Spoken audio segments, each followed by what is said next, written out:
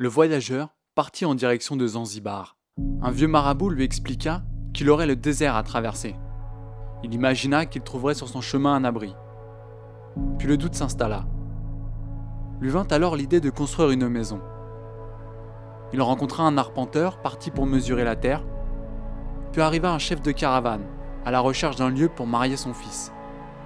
L'arpenteur traça sur le sol de quoi s'arrêter, un cadre pour leur vie.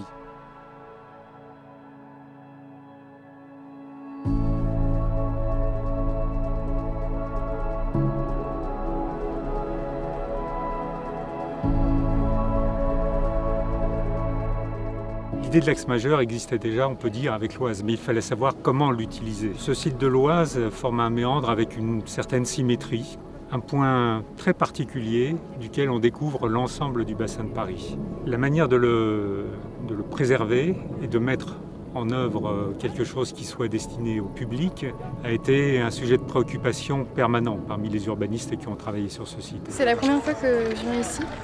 Je ne connaissais pas du tout et j'étais assez impressionnée par le lieu. Ouais. Et donc ça a été un processus lent, un processus dans lequel petit à petit est émergée cette idée qu'il y avait là un axe principal, qui a d'abord été un trait sur un plan, qui a eu un coup de hasard, si je peux dire.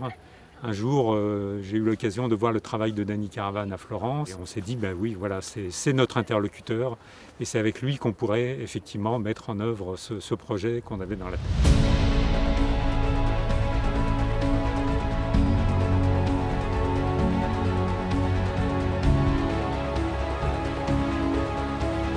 L'axe majeur est vraiment devenu symbolique de Cergy-Pontoise. À Paris, il y aurait la Tour Eiffel.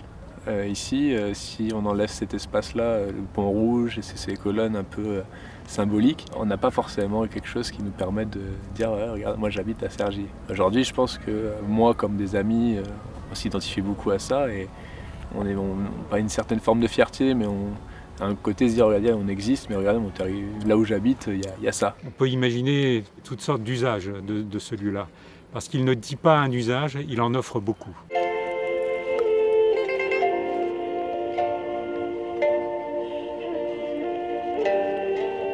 Le mouvement de Tai Chi aux 12 colonnes parce que notre lieu ici, c'est la nature, c'est une grande place, c'est l'air ici donne. Le choix qu'on a fait au départ de travailler avec un artiste a été très important. Je fais de la photo et du coup ça m'a tout de suite fait penser à un architecte qui s'appelle Louis Kahn et qui travaille exactement sur le même genre d'architecture. C'est un de mes artistes de référence et du coup je me suis dit que j'allais revenir faire des photos ici pour ça. Avec quelques éléments très simples, une géométrie très épurée, un travail sur la mesure, un travail sur le rapport entre les éléments, l'eau, la végétation, le ciel. Il y a vraiment une vision artistique qui est donnée là à l'ensemble de l'axe majeur.